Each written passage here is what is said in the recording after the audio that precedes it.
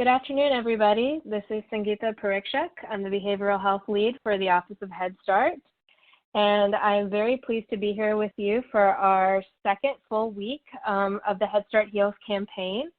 We have a wonderful presentation for you all today. The topic is Understanding Trauma-Informed Care to Build Parent Resilience. We have so many registrants today. I believe we had 6,500 people register. We are very thrilled that you have such an interest in this topic. And I do apologize that the e-blast went out so late last week, and yet we have so many folks on. For any colleagues of yours that aren't able to join us today, just wanted to let you know that this is being recorded, and we will be able to offer it to you in a couple of weeks. So I wanted to introduce our presenters for today. We have Dr. Marilyn Brouillet-Zimmerman, who is here with us from the National Native Children's Trauma Center. She is the co-principal investigator and senior director of policy and programs at the National Native Children's Trauma Center. She's the former tribal senior policy advisor at the Office of Juvenile Justice and Delinquency Prevention and founding director of NNCTC. She has been a member of numerous national, state, and local committees and work groups, including the U.S. Presidential Commission to Eliminate Child Abuse and Neglect Fatalities, and the Advisory Committee of the Attorney General's National Task Force on American Indian Alaska Native Children Exposed to Violence. She provides expertise in trauma-informed systems change and systems serving AIA and communities. I had the pleasure of hearing her speak at our Region 8 opioid event, where she was there with all of our Head Start staff, or our Head Start family from Region 8. And so just really thrilled that she agreed to come and present with us to you all today. After her presentation, we're going to have Dr. Josh Sparrow. He is the Executive Director of the Brazelton Touchpoint Center in the Division of Developmental Medicine at Boston Children's Hospital. And you also know him as being part of our National Center on Parent, Family, and Community Engagement. He's the co-principal investigator for our National Center. And he's also an associate professor in psychiatry at Harvard Medical School. In 2010, he was appointed to the Health and Human Services Secretary's Head Start Research and Evaluation Committee, and he serves on the AIAN Head Start Collaborative Advisory Council as well. So we're really thrilled that he can be with us today. After Dr. Zimmerman's presentation, he is going to join us to help facilitate a discussion around your questions, and we'll provide some insight from his own expertise with working with Head Start families. So really thrilled that he could be with us today. Just a couple of housekeeping things for you all. If you have any questions, we really encourage you to submit questions. We already see a bunch coming in already, but if you're wondering how to do that, please use the left sidebar to ask questions, submit comments, or download any handouts. Our slides today will be available to you there at the bottom there under Event Resources. So please go ahead and feel free to download as we're talking. I also wanted to let you know that we will be sending you a certificate within 2 hours after the webinar concludes today.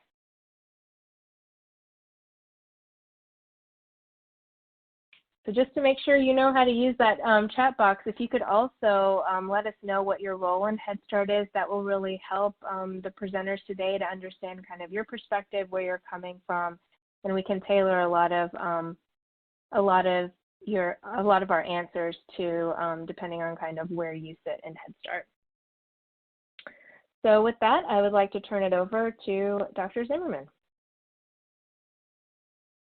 Good morning, everyone. I'm really humbled and pleased to be with you all. In my part of the country, it's this morning, so welcome. I love this quote by Brene Brown. I use it often on my slides because so much about when we talk about trauma or trauma-informed care or approaches, it really is about the story that we've lived. And I want to say right away that our trauma histories are not a life sentence. That we have the capacity and the ability to heal And that's a little bit about what we're going to be talking about today. So it's very much about thinking about how to support parents in rewriting their own, a new story, a new ending to their story. As always, when we think about or want to talk about the impacts of exposure to violence or grief and loss, we have to provide a note of caution because many of us, as we know, have our own trauma histories that we may be well on the way to healing from, or it still may be something that we're working on. So just know that if you are experiencing upset feelings and they don't subside, please reach out for help. Most of the time I have this slide up when I'm in an audience, a live audience, and I'm standing in front of them, and I often tell the story about the crisis text line, which I love to promote. I'm also on faculty with the social work department at the School of Social Work at the University of Montana. And I have to tell you that this new generation of students and young people and young youth are very much around texting and Snapchat and Instagram. And so whenever I have to get a hold of a student and they don't answer their emails and they won't answer their calls or return calls, I text them, and probably within 30 seconds I have a response. So this crisis text line is really a wonderful text line. It allows young people from all over the country to reach out for supports for any crisis, whether it's food insecurity, housing, suicide, issues with gender identity. They have the capacity to support those students. And of course, always promoting the National Suicide Prevention Hotline. And understanding that as part of this conversation today, that we have to understand that as Head Start professionals, professional caregivers, or parents, that we have the responsibility and to take good care of ourselves. And so it's very important that your well-being is really critical to the care of Head Start children. So I want to talk about the National Native Children's Trauma Center and how it came to be funded, and a little bit about our history, because it'll put a context to this conversation. So we're part of the National Child Traumatic Stress Network that was created in the early 2000s to really address the needs of children and youth who had been exposed to violence. That was the initial conversation, and it was after 9/11 when American society was thinking about and talking about the impact of witnessing or experiencing a terrorist attack on our own soil. And it wasn't just the adult mental health that they started thinking about. It was very much about what are the impacts on children. And those that had been working in the field said, well, it's not just about terrorist attacks, it's all about all kinds of ways that children experience traumatic events, whether it's, witnessing domestic violence, being the victim of sexual abuse in their household, bullying, gang violence, that sort of thing. And so Congress created funding to create a network that they flowed through the Substance Abuse and Mental Health Service Administration. We started out as a Category 3 trauma center in that network, which is really a direct service so it could be a child welfare agency, it could be a school district, it could be a mental health center, a community mental health center, an emergency department, whatever that looked like. And we were funded to basically, the big idea around the network was that we were going to take evidence-based trauma treatment models and embed them in settings that served children, so that the children who had experienced traumatic events and exposure to violence would have appropriate treatment, rather than some of the therapies that were not necessarily created for or useful in treating PTSD-like symptoms in children or childhood traumatic stress. So we started out as a Category 3, and we are housed at the University of Montana in the College of Education. And what is interesting about that is that we had, back in 2003 and 4 and 5, we were hearing from school administrators, teaching staff, special ed staff, asking us or telling us actually that that the kids in their school districts were being diagnosed with ADD or ADHD, but the medications that they were being prescribed or the strategies that the teachers were being taught to, I'm sorry, I need to speak louder, that they weren't working with the students, and they asked, could it be something else? So about that time, the original director of that Montana-based center looked across the country and found the Los Angeles Unified School District, Dr. Marlene Wong, and her team had created something known as Cognitive Behavioral Intervention for Trauma in Schools, or CBITS for short. And it was very much about really looking at the childhood traumatic stress symptoms of students who were urban Latino, predominantly Latino immigrants. And it was definitely this intervention. It was a small group intervention for, 8 to 10 students for 6 to 12 weeks, and it was provided in a school setting. And it was also in the early 2000s that we were having conversations about how schools were the de facto mental health centers in this country, and still many, many students, children and youth are identified with mental health issues in a school setting. So we took the CBITS model and we took it to 2 reservation communities, and we asked the question, do American Indian children and youth suffer from PTSD-like symptoms or childhood traumatic stress? And if they do, will an evidence-based treatment model that was developed in an urban Latino immigrant community work in a rural American Indian community? And the answer to both of those questions was yes, that it does work. Well, what we found out was that for the American Indian students in the 2 school districts public school districts on reservations in Montana, that there were extremely high rates. In fact, in one middle school, there was 100 students, and 75 were screened or assessed as having full-blown PTSD or childhood traumatic stress symptoms.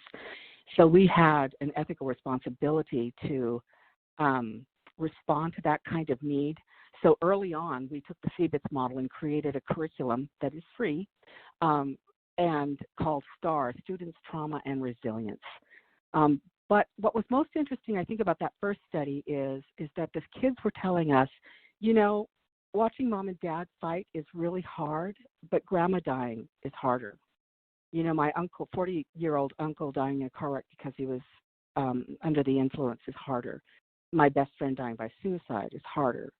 And at first, some of us who had come from a child welfare background thought it might be a red herring that these students may be trying to be protective of their families and didn't want to account for exposure to violence in their households. And so they started to talk about their grief.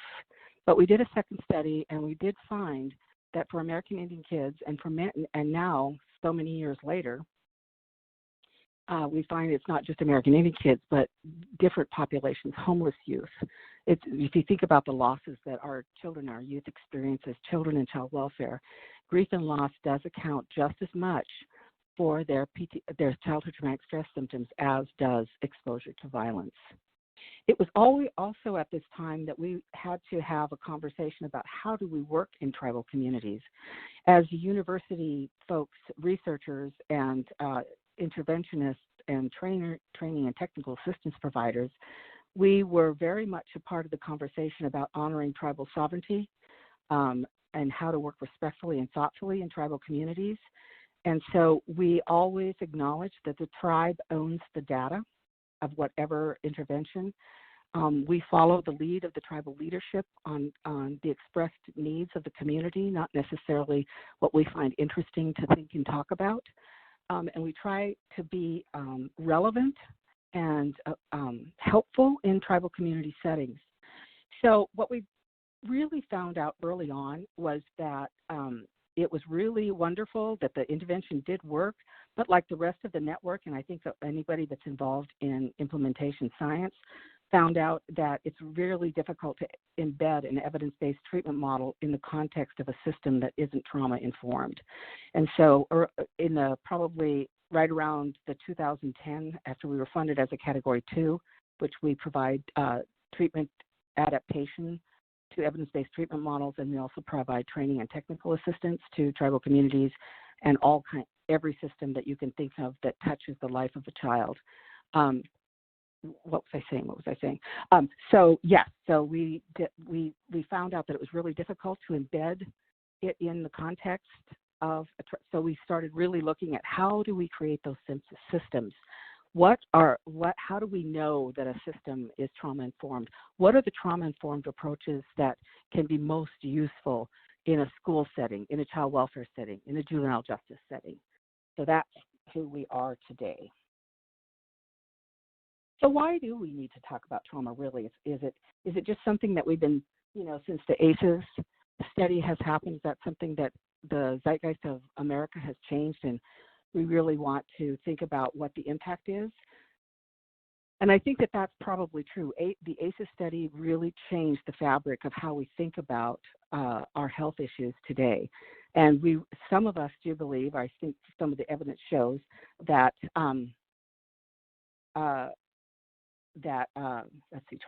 that the 10 leading causes of death in this country can be attributed to traumatic events experienced in childhood.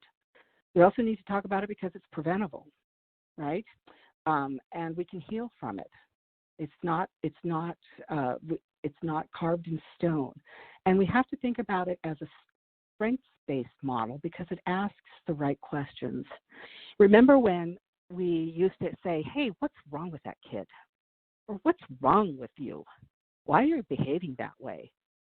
And now we have learned that there are experiences where we have engaged in what can be thought of as maladaptive or functional adaptation to the stressors in our life, right? So it asks a better question. Instead of asking what's wrong with you, we've learned to ask what's happened to you. And we've gone even a step further now. It's not just what's happened to you, but how do you remember it?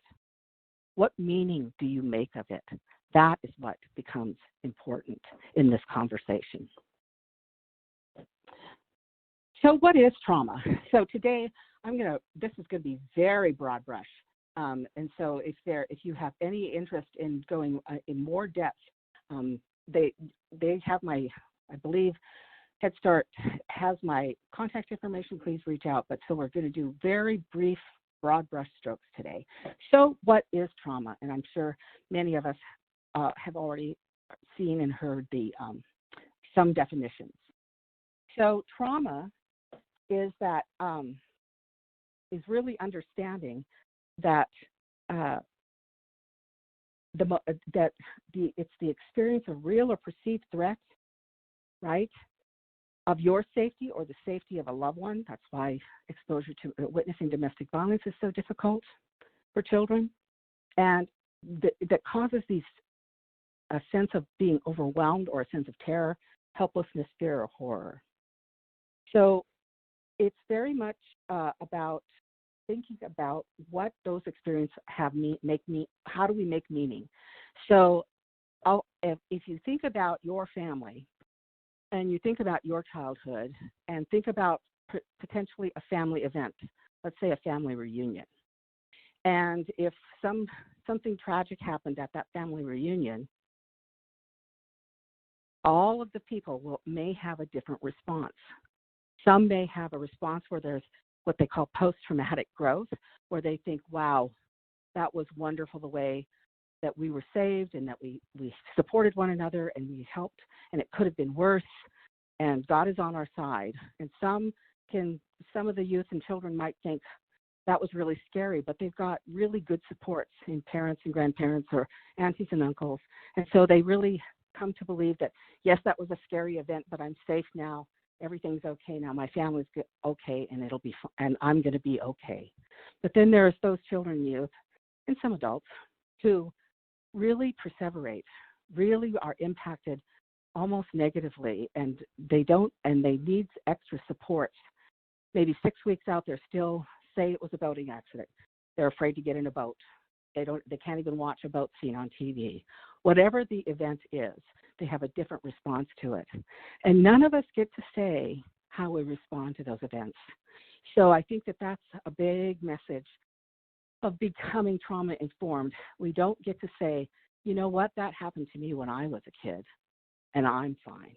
You can get over it. Or, do you know, I experienced that too. But after a while, I went back to normal, and it happens to everyone, so get over it. We don't get to say that. Everybody has a unique experience, and so that's how we want to think about traumatic events and the meaning that the individual makes of it. Okay, here's where we talk about ACEs. So ACEs is the foundational knowledge of research, right, that really began the conversation about how trauma impacts a person's well-being. And we know that embedded in the research, it's about the experience of the traumatic event that has potential. But we also know that it shows that we have resiliency built into us, right? And again, I would like to say that instead of thinking about the kinds of behaviors, for example, if in order to cope, very often people are said to engage in maladaptive coping strategies like smoking, substance use, which is we're going to focus on today, violence, maybe it's functional adaptation, because if you think about how we have to cope to survive, what even our 2 and 3 year olds in Head Start, I'm always saying to everyone about any age group, ask yourself this question when you see particular behaviors that aren't helpful to that individual. What is the function of the behavior? What is behind this behavior? Whether we're 3 or 63, right? Because very often when we have experienced a traumatic event, or we're coping with traumatic and stressful environments, we engage in creative and brilliant, but very often personally costly behaviors. Smoking leads to heart disease, lung disease, early death, right? Overeating, overusing substances. I think about it very often when I think about a case many years ago when I was doing direct service of 2 sisters who came to our attention. I was working in advocacy work at the time, and they came to the attention of the child protection team because of truancy. And they were 17 and 15. And when we really got down to finding out what was the function of the behavior, why were they missing so much school, we found out that they were living in a household where they were the victims of sexual abuse by a relative. And they learned to protect themselves. And the way that they learned to protect themselves was to stay awake and alert while their perpetrator was awake and alert. Well, sometimes he stayed up till 2 or 3 in the morning drinking. So they stayed up till 2 and 3 in the morning. And they were in a household where they had to get themselves up and off to school. So if you're 15 and 17, you have to stay awake till 3 in the morning. It's unlikely that you're going to get up at 7:30 to get yourself off to school. Creative, brilliant, but again, personally costly. And as we think about some of the parents of our Head Start kids who engage in some behaviors that we witness that seem to be, not helpful to the well-being of themselves or their family, I want us to think about what's the function of the behavior, what else might be going on. Okay. So one of the things that the ACEs didn't do, it didn't look at local context, right? It didn't look at necessarily the larger environment, the community, and it didn't look at the social context also, right, where there might be structural violence. For example, I always say a perfect example of structural violence is Indian Health Service.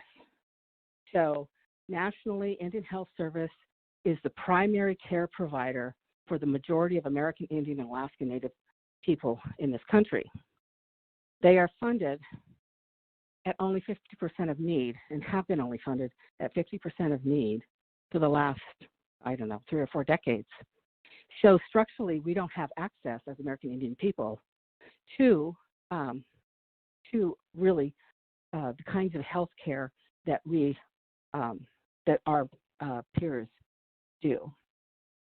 Okay, so we have to think about that context. And when we think about that context, let's go on to ACEs in Indian country. So there have been a few studies, not many, but this one in particular is very interesting. So the original ACE study showed that 63 or almost 64% of the Americans in this study had experienced at least one ACE, whereas in our American Indian study, over 86% of us had experienced at least one event. And 4 or more, 12% of the general population, and 33% of us have experienced at least one traumatic event. Here are some other studies that have been done. There's not many, but in this incarcerated American Indian population, so let's see, 81% had experienced at least one, and over half of the incarcerated population had experienced childhood sexual abuse. In this study of almost 300 youth ages 14 to 24, 40% at least one, and 37% had reported 3 to 6 exposures to traumatic events. So you can see it's pretty prevalent. I think that's the bad news. The good news is that we must be a particularly resilient people in order to be walking around with such high ACE scores and still be so successful in our family and in our communities. Okay, is the last one. 516 adults from 7 tribes in South Dakota, over 60% had at least one, and over 50% reported household substance abuse issues. So that's ACEs in this country. I believe there's a question on the side that says, what is the minimum age of children suffering from PTSD? Very often, oh, I'm trying to speak louder. Okay, can you hear me now?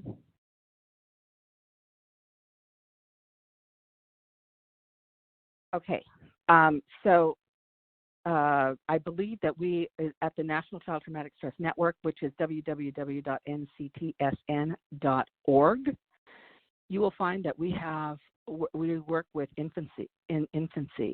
We also have found out from the research that's been done that very often babies in utero have the same sort of cortisol levels as their moms, and they haven't been born yet. So they haven't even experienced their own primary exposure to trauma. Their mom has experienced some exposure to a traumatic event. Okay, moving on. So if you're going to talk about an American Indian community or the population of American Indians, you really have to think about and talk about historical trauma. So for those of you that haven't heard about historical trauma in American Indian communities, it is a theory that was developed by Maria Yellowhorse Braveheart, who was looking at the studies of children and grandchildren of Holocaust survivors Jewish Holocaust survivors from World War II. And those studies were showing that the parents and the grandparents of the survivors of the death camps were experiencing and manifesting the same sort of anxiety or depression or PTSD symptoms as their parents, though they were born in the United States and never experienced any war, being in war at all. And so she began to think about how interesting that was, and began to think about her relatives on her reservation in South Dakota, and she began to ask the question, could this be something that is relevant for American Indians? Could this be why we continue to struggle with unemployment and poverty? We continue to struggle with depression and PTSD and substance use issues. Could that be the explanation? Because we are a resilient, strong, intelligent, talented people, why do we continue to struggle, and could this be it? And so she came out with that theory, and tribal communities really embraced this theory as an explanatory reason why we were experiencing such hardships. So, but it does remain a theory, right? And so Les Whitbeck and his colleagues wanted to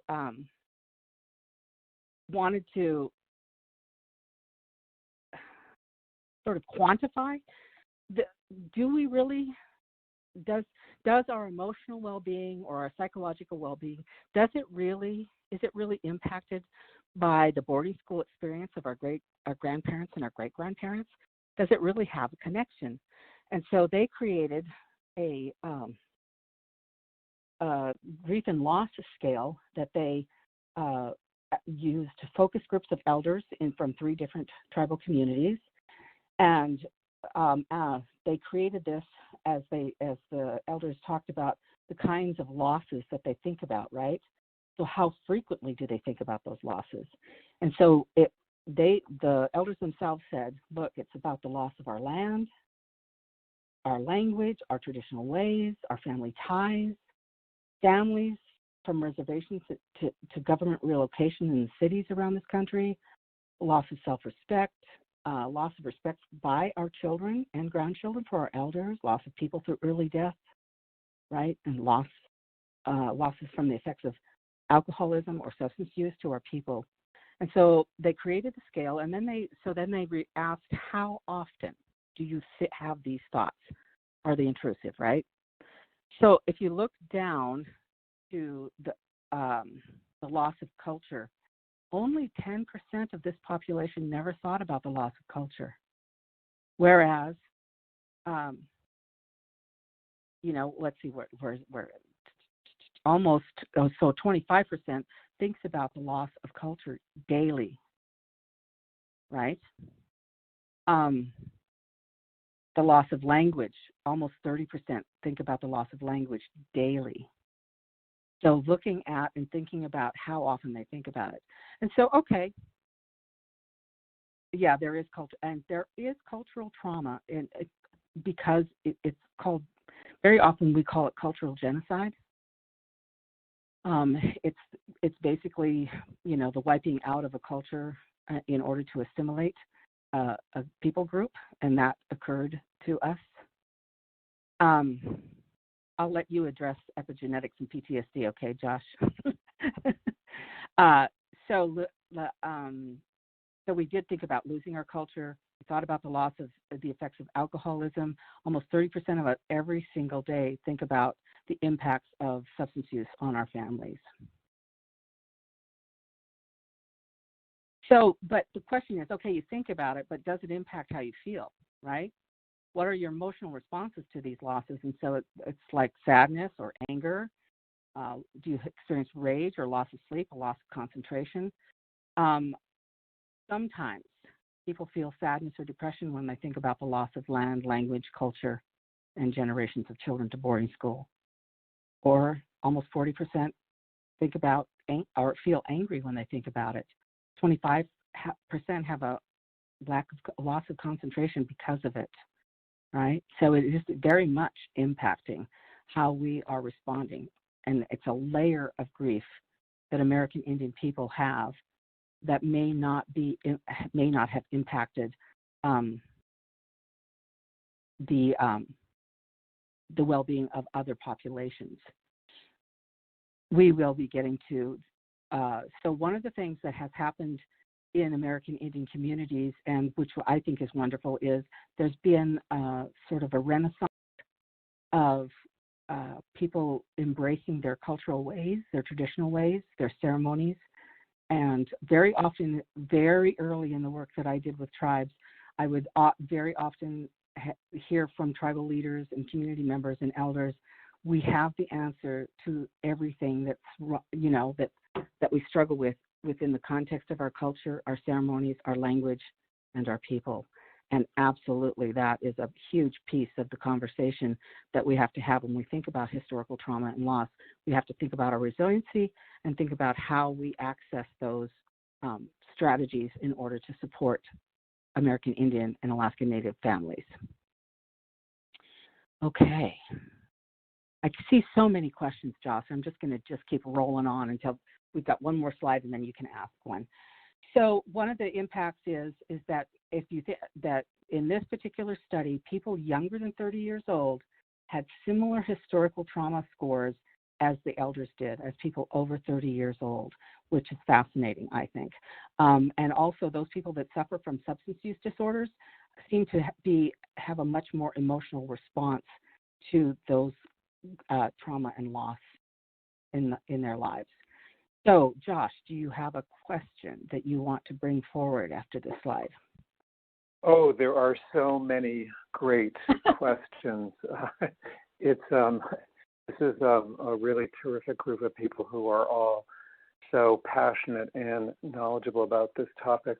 I thought maybe we could go back to the experience of young children when a parent or a caregiver has died. That came up a number of times, and I really appreciated your comment that it was a process for you to come to recognize that that is a form of trauma that is really present in the lives of so many young children and young people, and particularly in Native American communities where there is, disproportional lack of access to healthcare. And in this current crisis, sadly, we will have more children who will be dealing with the death of parents and other family member caregivers. So I wondered if you could just say a little bit about a question that came in earlier about how to help young children when that happens. The only thing that I can describe, other than some actual therapeutic therapies that address grief specifically, is in the context of communities and community response. For young children who've lost a caregiver or even their peers, I think that what we really want to promote in tribal communities is access to cultural ways of grieving, right? So what does that look like? Do we help them understand from the context of our cultural belief system, our spiritual belief systems, the meaning of that death, and how do we access it? So a big part of the conversation very often is how do we as professionals in these settings, for example, being a Head Start teacher who knows that their 3-year-old's grandma died, right? And what kind of role would I play as a Head Start teacher in order to access ceremonial or ways of grieving? And what's my role in that conversation? Is the family already really involved in their traditional ways, or are they looking for access, and can I be that person? I think that the strategies is to help the children understand and remember the good things. Don't remember that, for example, traumatic grief is said in non-tribal communities to be about it being a very traumatic way the person died, where I don't know that that's what is accurate for American Indian communities, but helping them, rather than remember the tragic way the person died, support good memories about that individual, support the fact that they will feel sadness for a bit, but that there's hope for healing. One of the things that we address in tribal communities that we had to do a cultural adaptation rather quickly on the CBITS model, because one of the strategies for CBITS was if a child talked about a ghost in that context. And for many of us, I'll just talk about the Northern Plains tribes, we have a belief that our relatives visit us before they go on to eternity, right? And so to try to convince a tribal child that that ghosts don't exist isn't helpful culturally or spiritually.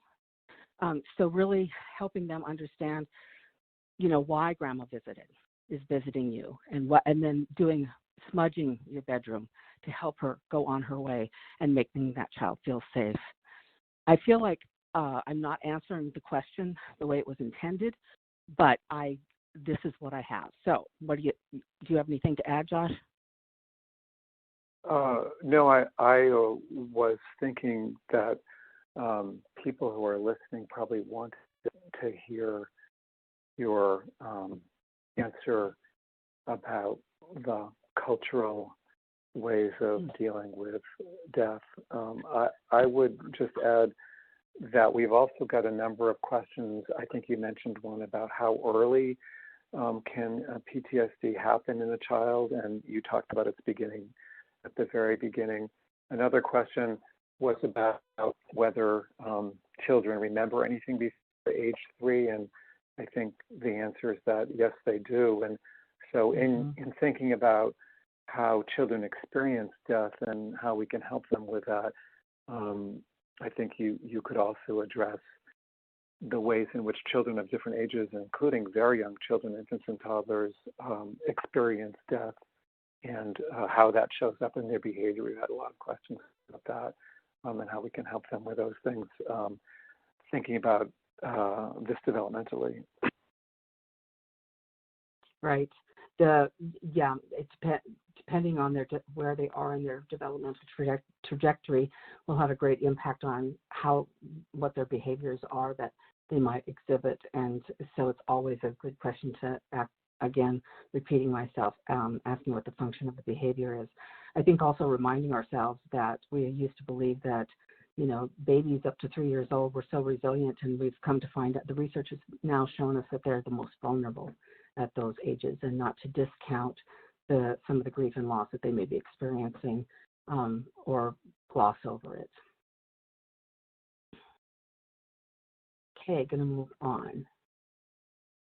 So just talking about the types of trauma, we're not talking about acute trauma. We're not talking about the one-time house fire, the Hurricane Katrina, that sort of thing. We're talking about chronic trauma, or the trauma that happens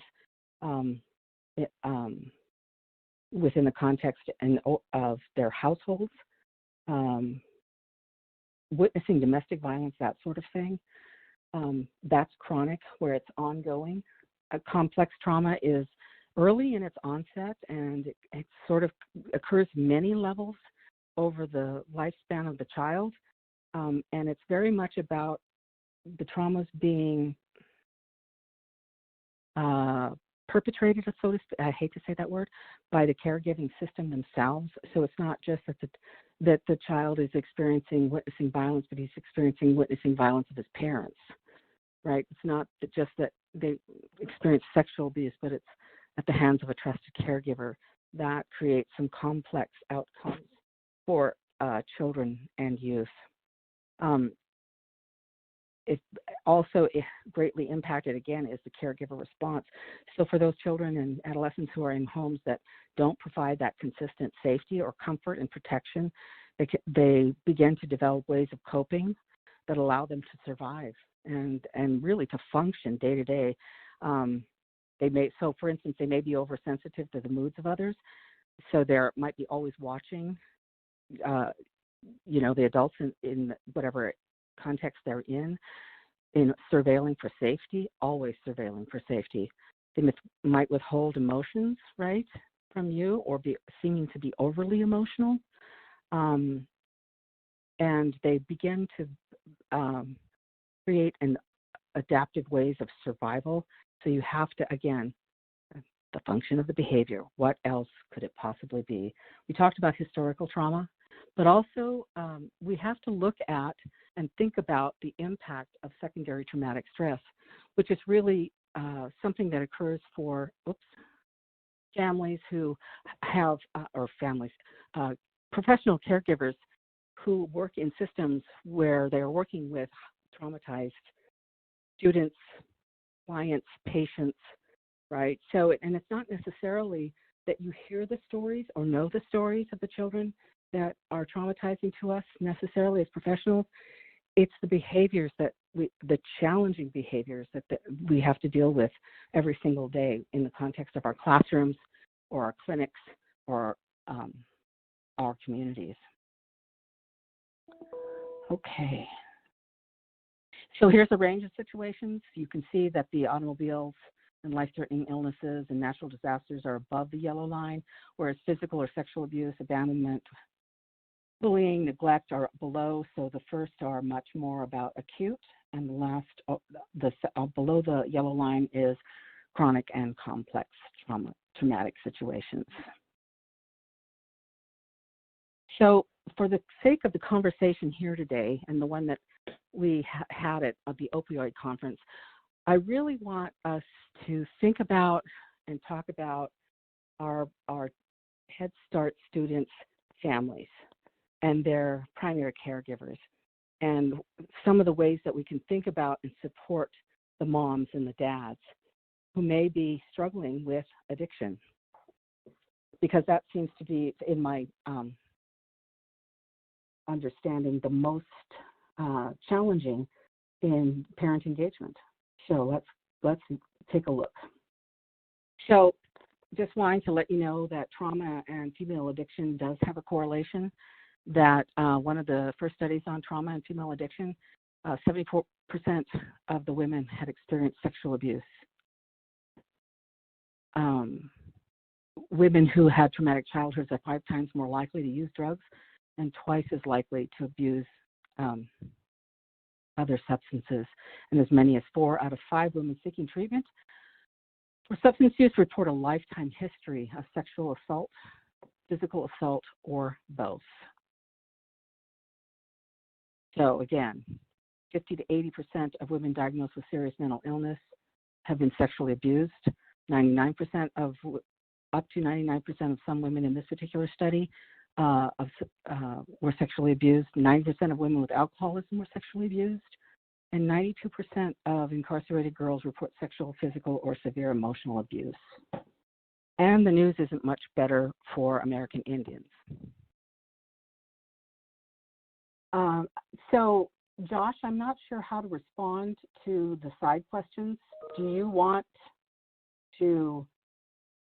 me to address them, or can we talk about it at the end on the COVID-related questions? Well, I'm collecting COVID-related questions, and I just want to ensure that is in the minds of so many of our participants. So you have a heads up that they're there, and we can come to them whenever you're ready, and certainly at the end. Okay, great. I think one of the conversations about COVID and the social isolation that we have to do, the social distancing, is that the rates of and the risk of increased child abuse, child sexual abuse, increased risk of domestic violence, victimization from domestic violence goes way up because of the social isolation. And I think that we're going to have a way of responding to the parents and the children once once COVID-19 is under control. May that come very soon.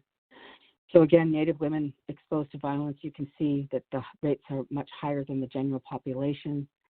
Same thing with the, I guess I didn't have, the men are later. So NIH has some studies about the percentage of American Indian respondents who've been victims of rape or sexual assault, 96% in one study. Intimate partner violence, almost 40% in another study. And there is one particular study that has shown that American Indian women experience physical assault and injury at much more intense or higher rates than their non-Native peers. And it's very much associated with American Indian women will not reach out, will not call 911 until something is broken or bleeding, where very often non-Native women will reach out when there's just verbal threat. So that's the bad news. And the bad news is also that our children are really witnessing really high rates and very violent rates of domestic violence. Native men aren't exempt. You can see that between the Native and non-Native that there are much higher rates of exposure to violence and different types of violence. So this is what we know about trauma. It's very common, right? Almost 90% of us have experienced at least one traumatic event. And on average, we experience at least 5 traumatic events in our lifetime. And those events can impact our well-being, no matter whether it's health, our physical health, our mental health, our relationships, families, employment, everything. I was on the, as you heard from the introduction, I was on the American Indian and Alaska Native Advisory Committee for children exposed to violence, and we held hearings, 5 hearings across the nation, and invited people to come and provide statements about the impact of exposure to violence on the well-being of American Indian and Alaska Native children. And Mato Standing High, the then Attorney General of the Standing Rock Sioux Tribe, made this statement, and he said, "It's not who's been exposed to violence in our communities, it's who hasn't been. That's more of a question." And so just without trying to, as a tribal member, I don't want to pathologize American Indian people in general or my own people in particular, but just knowing that there are very high rates in Indian country of exposure to violence and traumatic events, grief, and loss. So the reason that we're really talking about trauma in this context is really looking at trauma as a gateway drug. I love this quote by Russell Brand. Cannabis isn't the gateway, alcohol isn't, nicotine, caffeine, trauma is the gateway to drug abuse, right?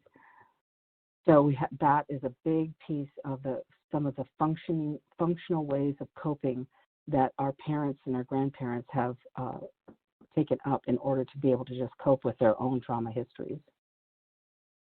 So let's think about those parents of the kids that were their parents and grandparents. And when I say parents, I mean caregivers, whether that's an auntie or a foster parent or an adoptive parent, right? So let's think about those that struggle with substance use issues. So parent-child relationships are very much impacted by the parent's trauma and their addiction. So when you're trying to do family and parent engagement, we're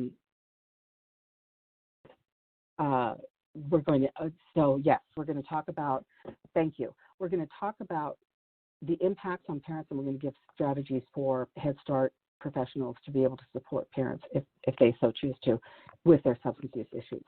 So reminding ourselves as we think about our parents that very often that there's shame, guilt, and remorse for their behaviors while under the influence, behaviors that, created chaos for themselves, but mostly about their children.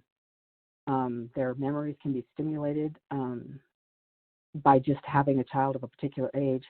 I remember working with a woman once who had done great work in healing from her childhood sexual abuse. And she came to my office one day and said that her daughter had turned 5 the week before. And what was so notable about that fact was the fact that her sexual abuse began when she turned 5. And now her daughter had turned 5, and she remembered that's when it started. But it was healing for her because she said, there's nothing provocative or sexy about a 5-year-old. And I said, no, there's not. Somewhere inside of her, the residuals of her own guilt about what she may have done to cause the sexual abuse, no matter how healed she was, it still was lingering. And that was a really healing moment for her. Very often our parents who suffer from addictions don't have really good examples of parenting models. I think the conversation around historical trauma for a lot of American Indian researchers and community members as they think about the impacts of historical trauma is the boarding school experience, when the traditional nurturing, healthy parenting ways of the tribal family and community were removed, and the children were removed from those safe environments and placed in boarding schools where they were raised under, sort of a military way, strict military upbringing, where they weren't nurtured, where their needs weren't, emotional needs and psychological needs and physical needs were very often not being met, and generations returning home without the knowledge of or having good parenting models for themselves, right? So because it was removed from them. So they often engage in coercive or punitive parenting. I'm sure you've witnessed that. Because of their own trauma history, their ability to regulate their own emotions isn't there. And so, a triggered adult can't soothe a triggered child, right? It doesn't seem to be. So I guess the question on how do we support resiliency, it really is very much about helping parents understand and engage in some self-soothing mindfulness, meditation, deep breathing, self-soothing ways, the same way that you teach your 3 and 4-year-olds or earlier in sort of managing their emotions. And very often parents have made some really poor judgments about the safety of their children. They have allowed them to go with unsafe relatives. They've left them alone, right? And now they're coming to the realization of what they've done if they're trying, to get sober, clean and sober. And so I think the big piece of the conversation is, what is my role for a parent who's addicted and they're in recovery, or they want to go into recovery? What do they need that I can provide for them? So here's a big piece. Understanding and knowing that very often, particularly moms, need to retain just a hint of denial, right? To protect their own fragile self-image, especially early in recovery, and not being too harsh or hard on a parent, especially in early recovery. They have to come to the place where they understand that some of their behaviors are really just the consequence of their addiction. They are not evil people, right? That their addiction, their trauma, and their ways of coping, their attempts to survive, and some of their behaviors weren't deliberate. It was just them trying to cope.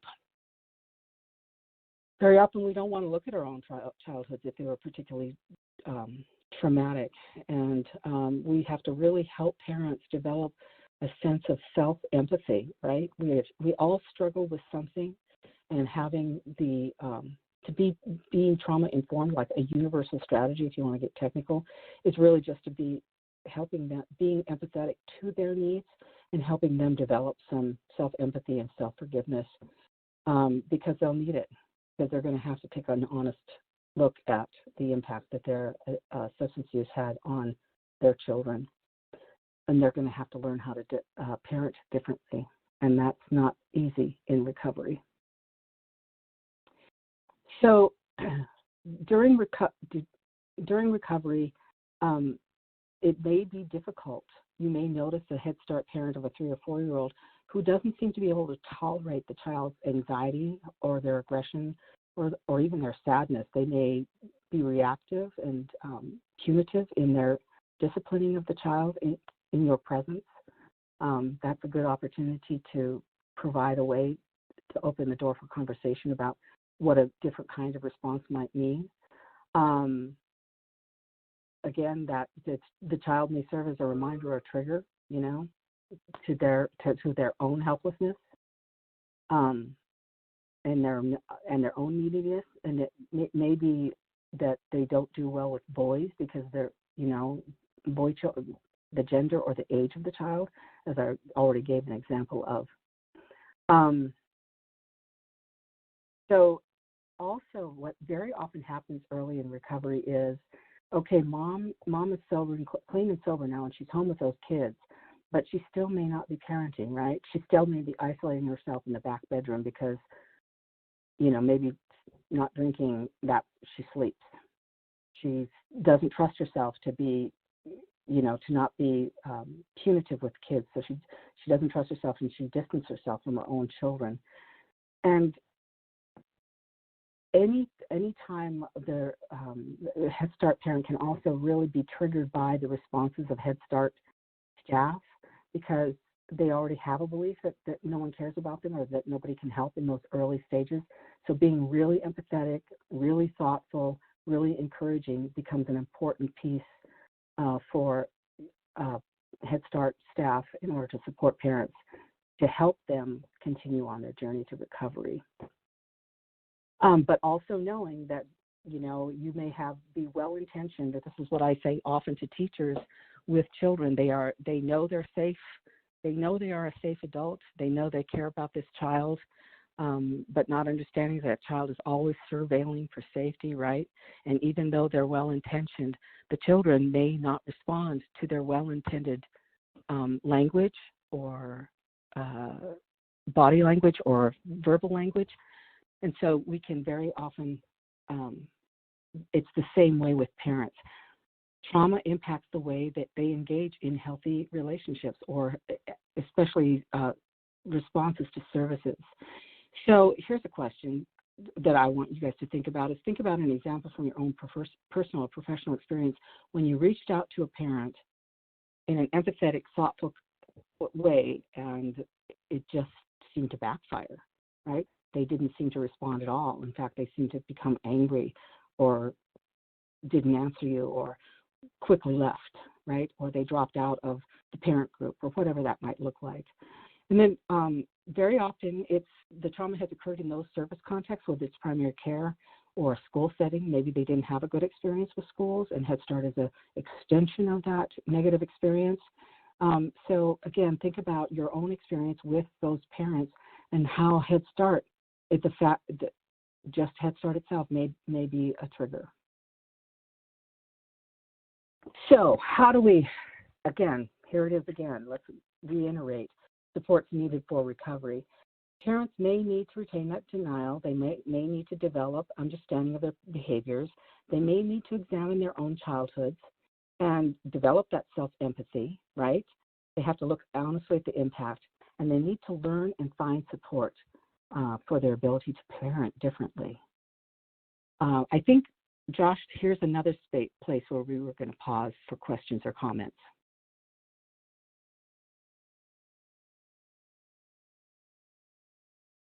Hello. Hi. There are so many really important questions here.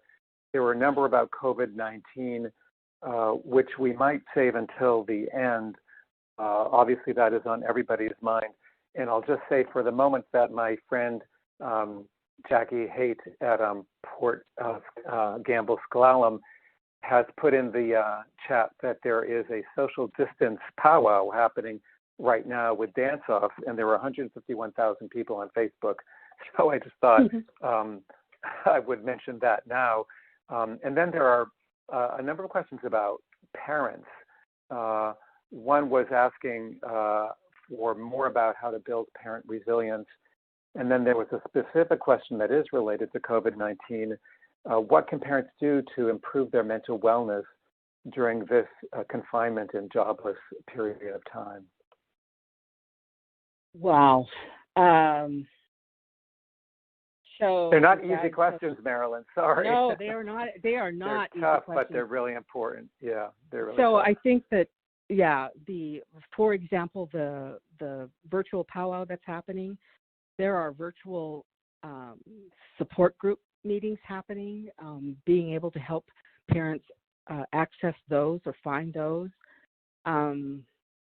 That's going to be really important. And depending on their access to computers, whether they are able to own one themselves or if they have the internet even. But for those that do, really promoting, thinking about and accessing many free resources online around meditation and mindfulness and prayer, and engaging in those sorts of activities. Really being mindful that I see a lot on Facebook where they're being mindful of, look, don't push your kid, right, to try to get all of the assignments done. Just be together. Just, relax. Do all you can to take care of each other. I think that also thinking about reaching out to, I think most communities, I don't know if they call it 211, reaching out for resources within the community for food and for utilities and for rent is going to be critical for them. And as Head Start professionals, trying to get the word out about those resources, finding and getting the word out to those resources. I know that, for instance, the Tribal Law and Policy Institute, the National Congress of the American Indian, we have some resources where it's very much about and totally related to COVID-19, right? How do you cope? How do you help your child? How to talk to your child about COVID-19 and the impacts of it? They are accessible. So it's www.tlpi.org. From my perspective, that's one of the best sites to go to, the Tribal Law and Policy Institute, to access COVID-19 resources. So there were, thank you, Mel, there are a number of questions about the challenge of opening up conversation with parents and other family member caregivers who, for one reason or another, are not engaging in conversations with family service workers or with teachers or other Head Start staff. There is one about the stereotypical tough shell, and then there's another about how long do we keep on calling if they don't answer? And so I wondered if you could address this challenge of reconnecting when the conversations are difficult to continue. And I thought maybe you might connect this to another important question, which is how can we help parents understand and agree to services such as therapy to help children who are going through grief? Some parents are in denial or feel their child is too young. So that's one question. So parents who have their own idea about what their child needs, that's different than what the teacher or family service worker's idea might be. And then there's another question, which is, we're all here because we recognize the need to address trauma because we see it every day. How do you build resilience in parents who are supporting their children who are likely experiencing their own trauma? So I guess I'm asking you to think about, there are parents who have their own trauma, right? And how you build resilience with those parents. There are parents who are seeing their children's trauma but having trouble really facing it or accepting what you might think would help now. And then there are all of these questions about difficult conversations. And I guess I'm suggesting that there are some connections between parents dealing with their own trauma, parents trying to deal with understanding their children who have experienced trauma, and then having trouble getting into those conversations or staying in those conversations with family service workers, teachers, and other Head Start staff. All really good questions and all really difficult to answer. I think that showing empathy, being, the greeter for Head Start when moms and dads and grandmas and grandpas and aunties dropped the little ones off if they're not riding the bus, right? Or even the bus driver as he pulls up to pick up the little ones and how he interacts with the parents. It has to be kind and thoughtful and empathetic. I can remember listening to a presentation on trauma-informed agencies, and the person said, Lark Wong, she's the head of SAMHSA's trauma and recovery division, and she just said, it starts with the receptionist who knows what it takes for that individual to drive into that parking lot and come through those doors. And just remembering what it takes for those parents to walk out of their house and put their little one on that bus, or what it takes for that parent who's struggling to bring that little one into your building, right? Just remembering that. That's a huge start. It's universal. Very often, I think that during conversations when you're developing a parent group, to have training on the impacts of trauma on well-being, and talk about it from the perspective of their own trauma, what they may have experienced as adults, which allows them to understand that you have empathy for them and their histories, so to better support their ability to have empathy for their children. I think a lot of resources to the impacts of trauma on different developmental ages and how to talk to their children. So here's another resource, www.nctsn.org. It stands for the National Child Traumatic Stress Network.org. There's a whole bunch of free handouts for parents, from hurricanes to car wrecks to sexual abuse, on helping parents develop language to support their children. I think that approach to the parent who does not necessarily believe or think or want their child to go to therapy, it might be self-protective. They might be worried about what the child will disclose during therapy, right? That might threaten their custody. So just helping that parent be able to understand that grief and loss, the impact, and what it can look like in some of the language that you can be involved in. And you as staff supporting that student, that little Head Start person, as they are experiencing that grief. I wish I could say, oh, it's just this, go here. There's no silver bullet, so to speak. There's no one way. It's very much about relationships, developing relationships. In fact, we often say that the best evidence-based treatment for trauma is relationship, healthy, nurturing, supportive, empathetic relationships. I feel inadequate to answer those questions, but that's what I have. I think probably a lot of us are feeling that way as well, Marilyn, and I appreciate your speaking to that, and all we can do is what we can do.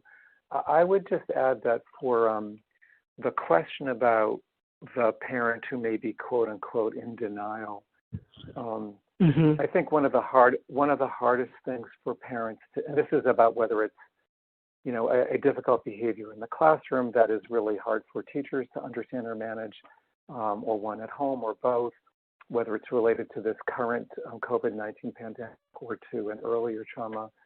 All parents want to do well by their children, and all parents want to see their children do well. And especially if parents have their own history of trauma, one of their big hopes and dreams is that they can protect their child from having to experience what they experience. And so I think when approaching a parent about the possibility that a difficult behavior is related to a trauma, to understand how much it matters to the parent to feel that they can help their child heal, and how hard it is to face their child's suffering. The other, I think, part of the answer to that question is to not start with our own theories about the behavior being related to the trauma. Instead, to have a conversation about the behaviors without judging them or interpreting them, but just to talk together with a parent about, what do you notice your child doing? Is it okay if I tell you what I see the child doing? So that you create a shared understanding of what you're seeing. And then that begins to create some safety to explore, well, what do you think the child's trying to tell us with their behavior? Because behavior always has a purpose. And then I think for the question about the parents who may not want to be in conversation, it's similar. In both instances, it's about protecting, protecting the really hard, painful feelings. And I think to honor, as I think you said earlier, Marilyn, about adaptive ways of coping, to respect that people need to do that, and to reassure them that as long as there are some things that it is protective to not talk about, that we will honor those things, and to really look for safer, more neutral topics that people will be more ready to engage in. And that's where you create the safety and trust, so that eventually you can move into things that may be harder. And again, I know it's easy to say and hard to do, and I share your feeling of inadequacy about how to respond to these really important, pressing questions. And it is very much, as I said, relationship is the best evidence-based trauma treatment model there is, and developing those relationships means developing that trust, with the caregiver, in order to be able to have those kinds of conversations. Or even, very often, I've witnessed it where parents will go and take their child in and practically eject out of the building. Being able to get to the place where you can even have a conversation is very much about building that relationship. Okay, so let's move on. I just see that we don't have much time left. So how do we support let me just prepare you before you do that. We also want to talk about teachers and family service workers, other staff who are very much like the families that they work with and who are dealing with their own trauma. So just so that you can begin to Right. think about that as we're rounding the bend here. Great. Oh, I like it. Yes, very much, because that, that's a part of the conversation that I'm so glad that someone brought it up, that we really do have to address. And sometimes I think that that's where I think about and talk about or hope for when I'm talking with settings where we have to engage families is as professional caregivers, we really do have to look at, examine, and address our own histories, right? Hurting people hurt people, as the saying goes. And so it's very much about how can we address that with our peers, with our colleagues. How do we become trauma informed is very much about how do we support one another with healing from our own histories. And that might be the beginning of the conversation for an agency, right, or a program, that's how it starts. And maybe that creates empathy from parents, like, we've been looking at this for ourselves, and here's what we have, here's some realities that we've come up with, or here's some solutions or supports that we have. So yes, very much about that. Because we only have 15 minutes, let's see. I'll just go quickly through some of these slides. So just reminding ourselves that American Indian people are very resilient. We have a lot of optimism often during our adversity, and we have lots of empathy. We have humor, and our community strengths are there to support us, and it's important. So, okay, here we go. So I always want to talk about trauma goggles. How do you know you're trauma informed? You are cognizant of and are quick to think, what is the function of this behavior, whether it's your student or your colleague or your parent, right, or your caregiver. So it's really putting on those trauma goggles and being able to automatically go into that mindset. So there's some key assumptions about trauma-informed is really what we're doing today. It's really realizing at the beginning that it is widespread, that it is impacting our communities, and it does impact, but there are ways to recover. It's recognizing what those behaviors look like and mean for everyone, and then responding with some integrated knowledge about trauma within your own policies. For example, do you have to turn, here's what my school is a perfect example. If a child is late until 10 a.m., they're counted late for the day. Well, children who experience a lot of trauma are often late. Can we change that policy so that they don't have missed days and then they're in danger of losing all of their credits? Are there ways that we can respond to the family needs that aren't punitive, that we can better support? And then the big piece is resisting re-traumatization within the context of our agency or program. And so how do we do that? So again, recognizing some triggers, what it looks like, what are some of the languages and behaviors that children have experienced that we can make a difference in the way that we engage with our children and our families. Do we have any evidence-based trauma models that we can use? What are our policies around that promote culturally based beliefs about resilience and recovery and healing, that always giving that message of hope? And then systems response, using the sort of universal, and that's very much putting those trauma goggles on. You can provide evidence-based trauma treatment models if you have a strong referral system to providers that employ those therapeutic models.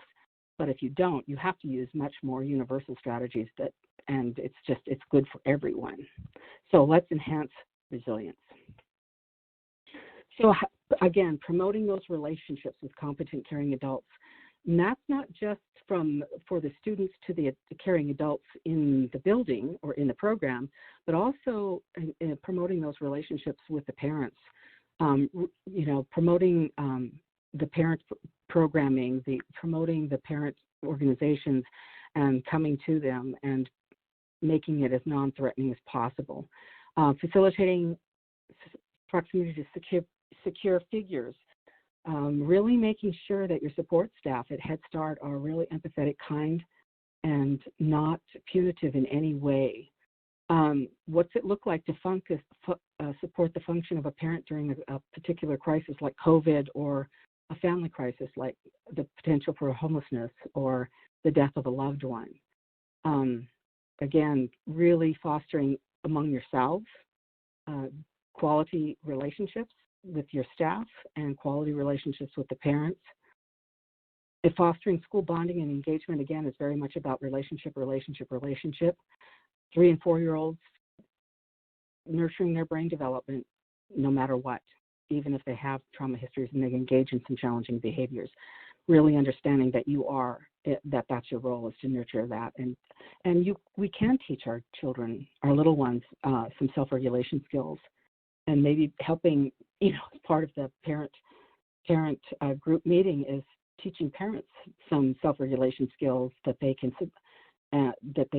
use to support their children to self-regulate, and it also helps them understand they need to self-regulate. Understanding and relating to and providing opportunities for students or parents to develop their own talents, and making, especially for the parents, making what's meaningful about this action, letting them know the why behind why we need you here, and how making it meaningful for them. In tribal communities, always looking at the cultural traditions and ceremonies and ways to support the parents and connect them with the spiritual and cultural leaders in their community. And then again, addressing our own secondary traumatic stress. And I think that's where we can begin the conversation with our peers to address their own trauma histories, is maybe framing it in the context of, let's all learn how to understand and practice good behaviors to support our secondary traumatic stress. Remembering that trauma and recovery means for the parents that changes in roles and relationships happen when they were using, and it will be different now that they've quit. Again, thinking about what stimulates their guilt and remorse, their fear and loss, and what kind of triggers may they be experiencing. And then reminding yourselves that when we use substances to cover our feelings, and now it's time to feel the feelings without those substances, and that requires support and maintaining at length all year long that empathy for the parent. How many times do you call? You call until you reach somebody, or you call until the school year's over. You keep reaching out. I don't think you give up. So just understanding that trauma work isn't just me doing my thing within the context of a classroom. It's very much a team effort. It's about us addressing our own trauma histories. It's about us addressing our secondary traumatic stress needs. It's very much bound in culture. So understanding the resilience of a people group who've experienced a collective grief and loss of land, culture, language, spirituality, parenting models. Again, focusing on building resiliency so that we don't focus on the pathology of our kids or our families. And it really, honestly, there is no single way to address a parent. There's no single way of creating an intervention for a child. It's multifaceted, and it's a multifaceted lens. It's those trauma goggles through which we really view behaviors of our students, our colleagues, and our parents. So finally, we really can't ignore the implications of trauma for children and families. It's a huge cost in quality of life. Evidence-based interventions do make a difference. We really believe tribes make a difference. And absolutely know that you all that are listening to this presentation that are involved in Head Start in any capacity, whether you are a janitor, a cook, a teacher, a parent, a grandparent, a relative, that you make a difference in the lives of the children. And we want to continue to provide really good supports for you all as you do this really good work. Okay. Phew, I think we've got a couple more minutes now. Sangeeta, do I turn it over to you, or do we open it up for questions now again, or comments? Well, Josh, was there one last question that maybe you wanted to ask Marilyn based on what's coming in? Yeah, first of all, I just want to point out that there are lots of helpful and hopeful suggestions that lots of people are offering each other on the chat about how to work with families during this difficult time where where access to families is may only be through phone or text or Facebook. So just to point out that there are a lot of hopeful and helpful suggestions on this chat. And then there were a lot of questions about looking beyond COVID-19. And maybe that would be a good place for us to wrap up is Marilyn, what would you think we should be ready for when this is over? And, one question was, will there be a dramatic rise in trauma afterwards? Will parents, after this is over, judge themselves harshly about, how they handled having all their kids at home during all this time? How can we be proactive and best support families when it's time to transition back to being back in centers again? Yeah, I'm thinking that I think we should probably, again, fearing to pathologizing, but we should expect that some maltreatment or some exposure to domestic violence, that those rates will go up. And so be expecting that when the children and families come back to the classroom, that you will have to deal with that in that context. And so you to be focused on empathy and understanding and putting those trauma goggles on are going to be really important.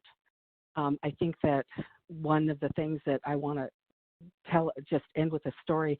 We were invited to New Orleans after Katrina.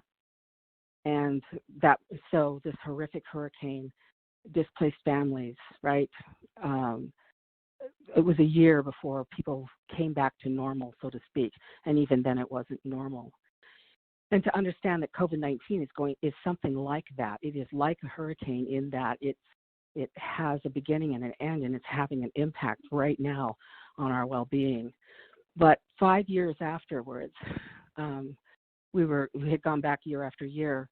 The children and the youth were saying, the parents, the adults were still talking about the impact of Katrina on their psychological and emotional well-being, their spiritual well-being. But the youth were telling us that the hurricane wasn't what was bothering them the most. It was once again being exposed to the community and family violence and having to cope with the grief and loss, right, of friendships and relationships.